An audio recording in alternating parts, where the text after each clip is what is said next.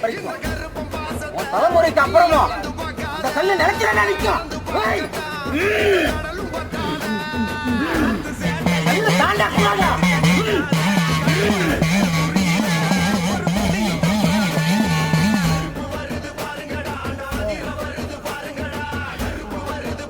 கைக்கு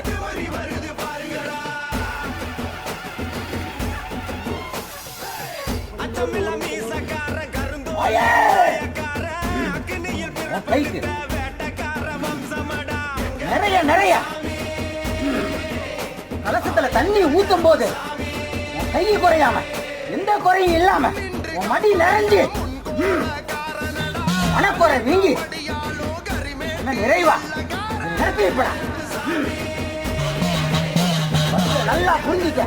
திரும்ப கேள்விக்கு பதிலே கிடையாது. உனக்கு பதில் சொல்லிட்டேன்.